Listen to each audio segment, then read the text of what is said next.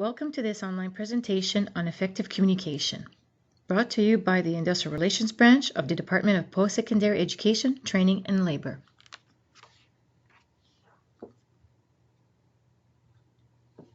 Understanding that the art of communication is a very complex subject matter, today's learning objectives will be mainly focused on effective communication, communication styles, active listening, and dealing with difficult responses. But first, what is communication? It's basically an exchange of information. It's also a means of sending or receiving information. In any given communication, we have a sender, a message, and a receiver. The sender means something when they communicate, but is reliant on the message to allow the receiver to know what they want to communicate. In order to have effective communication skills, one must have some strategy in how to specifically speak to someone and how specifically to listen to someone. Things to consider are the message, the words, the mode, and also the body language. Here are some helpful questions you can reflect on when preparing to have an effective discussion. Number 1, audience. Who is your audience? What do you know about them? What do they value, need, want? Action. What action do you want them to take? What are they doing instead? What do they gain from the status quo? What happens if they don't take action? Number 3, reward. What benefit can you offer your audience? What reward do they get for taking action? Number 4, image. What image will help motivate your audiences? What's the tone and mood that will appeal? What's appropriate for the topic? Number 5, openings. What are the times, places, situations, and states of mind when your audience is ready to hear your message, looking for your benefits, and in a position to act? Number 6, evaluation. What feedback did you get? What might work better next time?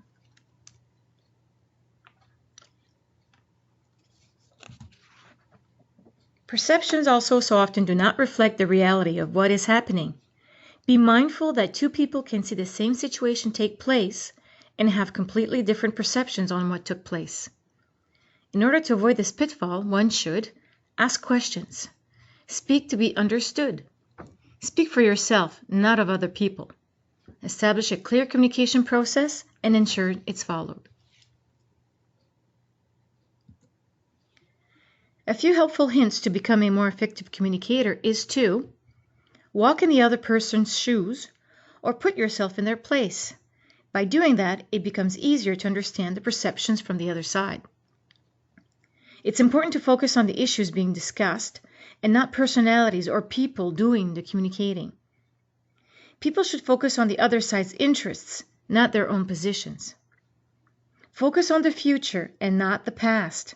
In order to be effective, one ought to focus on progress and not be hung up on the past. It's also important to discuss and assess remediation options when communicating with someone who feels aggrieved. It's quite possible that remediation can come easily. Give a legitimate place to emotions by allowing for individuals to have an emotional release, but avoid reacting emotionally to that release. Just recognize that it can happen during intense discussions. Again, as indicated, know your audience. If you know the person you are communicating with, you can modify your communication style. You can customize different approaches. Next on the learning objectives are the communication styles. Our main focus will be on assertive communication. Here's a quick review between the 4 styles. Assertive communication is intentional, goal-directed, and ethical, where I win and you win. Aggressive communication is reactionary and demanding, where I win and you lose. Passive communication is retreating and apologetic, where I lose and you win. Passive-aggressive communication, which is basically saying one thing and doing another, where we both lose.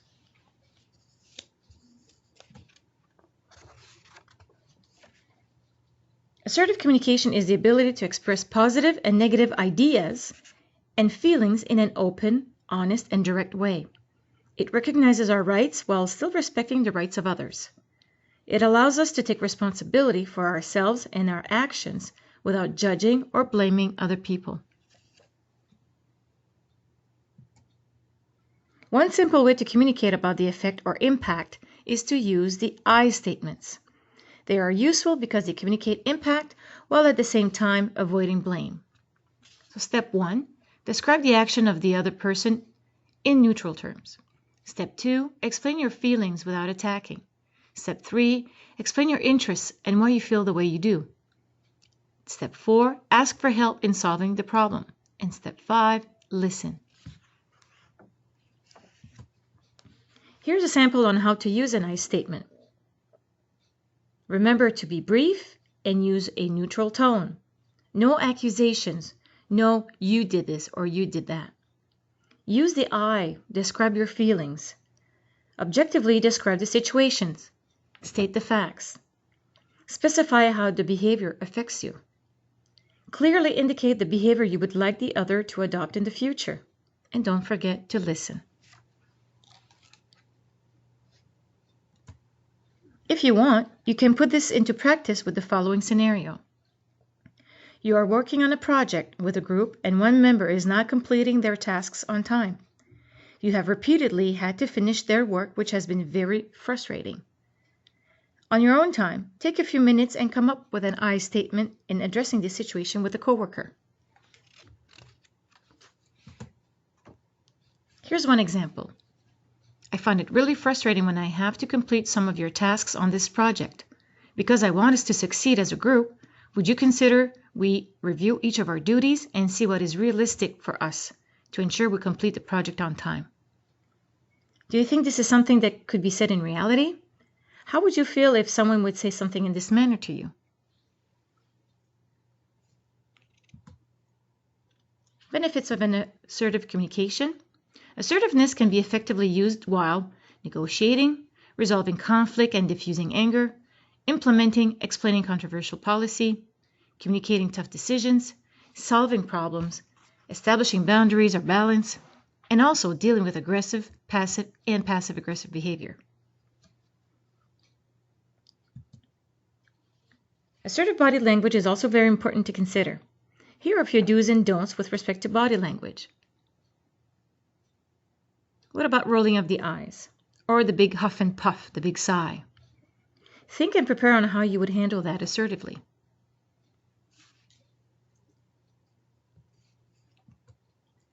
If you're interested, you may print this slide and complete the assertiveness test to find out your communication style in a work context. If you have completed the test, write the number you wrote for each question on the corresponding table. Then total the columns. The highest score is your most common form of communication.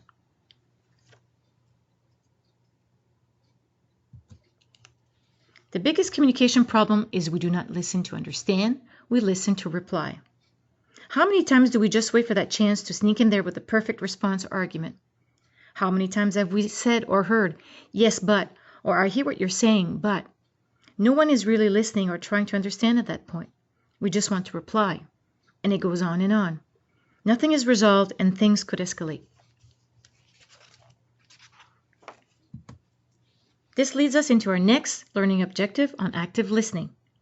Listening is the most fundamental component of interpersonal communication skills. It is such an integral part of our lives.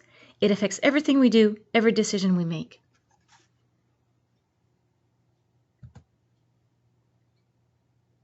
Hearing versus listening. Hearing comes naturally, whereas listening is a skill that must be learned. Like any other skill, the more we think about it and practice doing it, the better we become at it. Listening is not something that just happens. That's hearing. Listening is an active process in which a conscious decision is made to listen to and understand the messages of the speaker. Active listening involves listening with all senses. According to Hal Jenks, it's not that we are bad people, it's that we may have bad listening habits. For example, attention fakers, People who look you in the eye, smile, but their minds are somewhere else. Fact gatherers. People who hear only facts and do not notice emotions, voice qualities, and body language. Criticizers. People who disagree with your thoughts, categorize and judge your positions. Bored. People who act as if the subject is uninteresting. Difficult material blockers. People who stop listening because they think the material is too difficult. Distraction tolerators. People who do lots of activities while the person is speaking. Note takers. People who write down every word but don't outline the key points. Mental rehearsers. People who are planning their response, just waiting for the speaker to stop speaking. Do you see yourself sometimes in some of these categories? Nonverbal signs of active listening. Active listening is also about patience. Pauses and short periods of silence should be accepted. Here are a few nonverbal signs of active listening. Smile. Small smiles can be used to show that the listener is paying attention to what is being said. Combined with nods of the head, smiles can be powerful in affirming that messages are being listened to and understood. Not to be mistaken with agreeing with the message, so be careful. Eye contact. It's normal and usually encouraging for the listener to look at the speaker. Eye contact can, however, be intimidating, especially for more shy speakers. Gauge how much eye contact is appropriate for any given situation. Posture. Posture can tell a lot about the sender and receiver in interpersonal interactions. The attentive listener tends to lean slightly forward or sideways while sitting. Mirroring. Automatic reflection or mirroring of any facial expressions used by the speaker can be a sign of attentive listening. These reflective expressions can help to show sympathy and empathy in more emotional situations. Distraction. The active listener will not be distracted and therefore will refrain from fidgeting. Here are a few verbal signs of active listening. Positive reinforcement. Although a strong signal of attentiveness, caution should be used when using positive verbal reinforcement. Casual and frequent use of the words and phrases such as yes, good, indeed, can become irritating for the speaker. Remembering a few key points, or even the name of the speaker, can help to reinforce that the messages sent have been received and understood. Questioning. The listener can demonstrate that they have been paying attention by asking relevant questions and or making statements that build or help to clarify what the speaker has said. Reflection. Reflecting is closely repeating or paraphrasing what the speaker has said in order to show comprehension. Clarification. Clarifying involves asking questions of the speaker to ensure that the correct message has been received. Summarization. Repeating a summary of what has been said back to the speaker is a technique used by the listener to repeat what has been said in their own words. According to Julian Treasure, a sound expert, we are living in a louder and louder world, and as such, we are losing our listening. If you're interested, you can look up this short TED Talk video on YouTube where he shares 5 ways to retune our ears for conscious listening. Here are the 5 ways to listen better by Julian Treasure. Number 1, silence. Silence of 3 minutes a day helps to reset our ears to quiet so that we can listen well. The mixer. Even in a noisy environment, try to listen to as many individual channels as you can hear and differentiate. Savoring. This is about enjoying the most mundane sounds. For instance, the tumble dryer of a washing machine. We can enjoy any sound as long as we listen. Listening positions. This is the most important one. Moving your listening position to what's appropriate. Active, passive, or critical, sympathetic. This helps become conscious of barriers and filters to listening and play around with them. And last one, RASA, which is an acronym for Receive, Appreciate, Summary, and Ask. It summarizes the process of active listening. Another video that is interesting is a role play from Coach to Lead. It provides 5 steps of feedback to ensure the listener has fully understood the speaker. Again, if you're interested, You can look up this short video on YouTube. Here are the 5 feedback steps from the Coach to Lead video. Step 1, feedback. What happened? Step 2, feedback. Their interpretation. Step 3, feedback. Their feelings. Step 4, feedback. Their commitment. And step 5, feedback. Did I get that right? An important tip is to stay curious and present.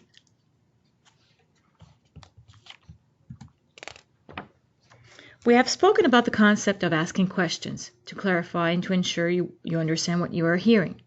The next few slides will provide some examples of types of questioning that can be helpful. Open-ended questions. These cannot be answered by yes or no. They are about the what, the how, the where, the when, the who, and the why. We have to be careful when asking the why, as to not to be perceived as being investigative. The person could become defensive. Here are some examples of question starters that can be helpful when you want to learn more about what is important for the other person, especially when problem solving. Another way to clarify what you have heard and encourages the speaker that you have heard them. Reframing, which is a technique to help create a different way of looking at a situation, person, or relationship by changing its meaning. It also shows to others that you are listening, you care, and are trying to understand. Here are some examples of statements you can use when practicing reframing with someone.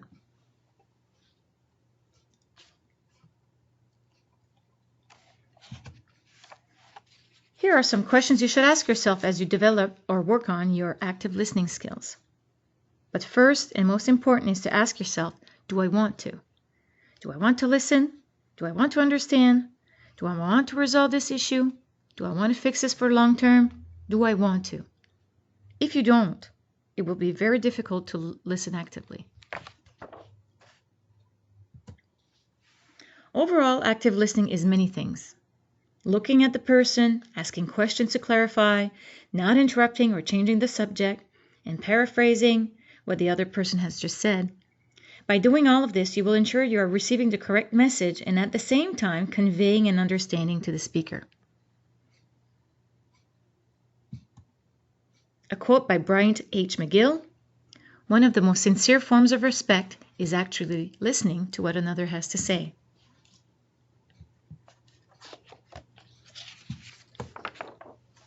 The last section of the learning objectives, we will talk a bit about emotional intelligence and how to prepare and respond. So, dealing with difficult responses. At times, others will react in a negative way, whether it be through the conversation, action, listening, etc. You should be ready and anticipate negative responses. In any difficult situation, it is paramount that we be prepared, maintain self-control, keep our goals in mind, and stay on track. A tool you can use in preparation for difficult conversations are ground rules. Ground rules are drafted jointly between the parties involved, where they set time frame, behavior, communication style, even to the point of the use of a cell phone. So overall, they identify what can be expected for the duration of the conversation.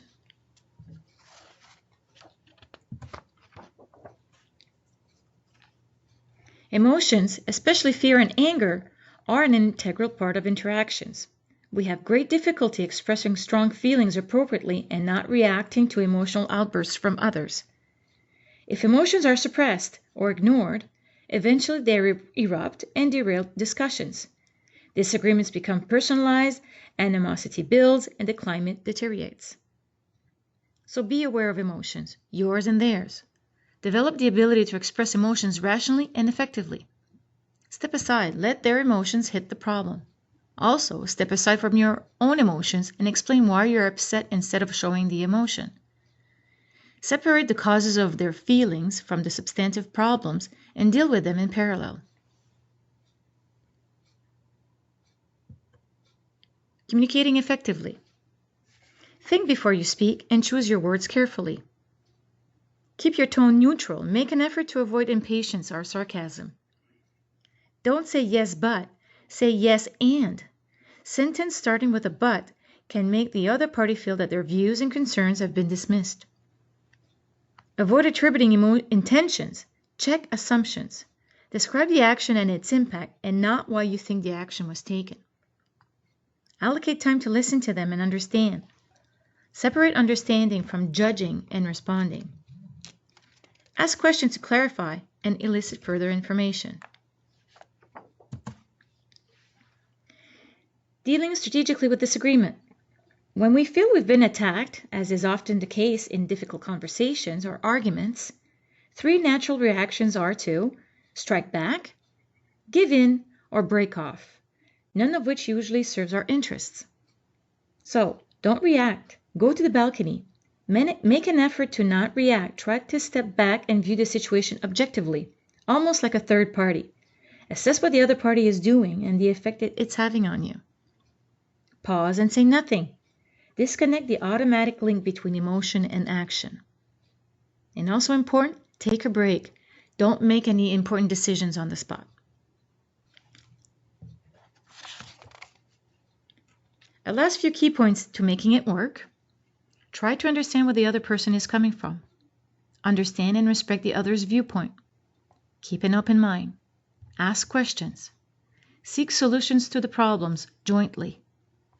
Breathe, step back, think, and then react.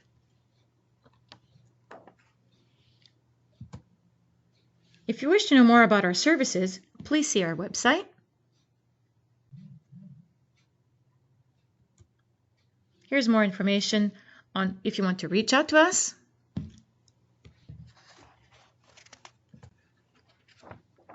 A few sources that help put this presentation together.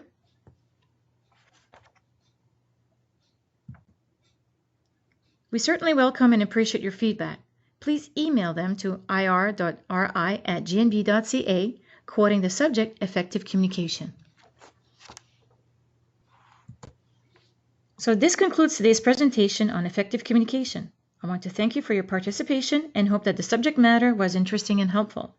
Do not hesitate to contact our office if you have further questions or comments, or even if you're looking for additional information. Thank you very much.